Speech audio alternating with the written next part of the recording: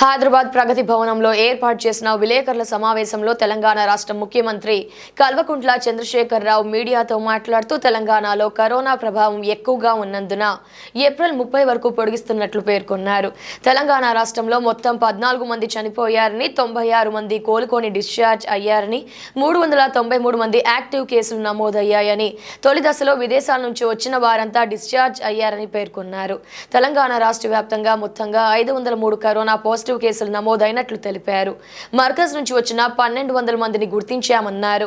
Quarantine లో ఉన్నవారు 1654. ప్రజల ప్రాణాలు కాపాడే బాధ్యత ప్రభుత్వానికి ఉందని, జీహెచ్ఎంసీ పరిధిలో 123 కంటైన్మెంట్ జోన్లు 245 గుర్తించి అన్నిటిపై చర్యలు తీసుకోవడం జరిగిందన్నారు. చాలా విషయాలు చర్చించి ఏప్రిల్ 30 వరకు రాష్ట్రంలో లాక్డౌన్ కొనసాగించాలని చెప్పి రాష్ట్ర కేబినెట్ నిర్ణయించింది. దాన్ని ఖచ్చితంగా కఠినంగా అమలు చేయడం జరుగుతుంది.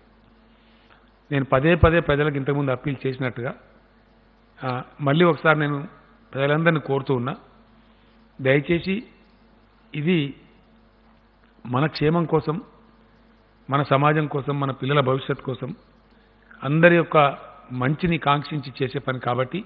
నెల్లూరు జిల్లా కొవ్వూరు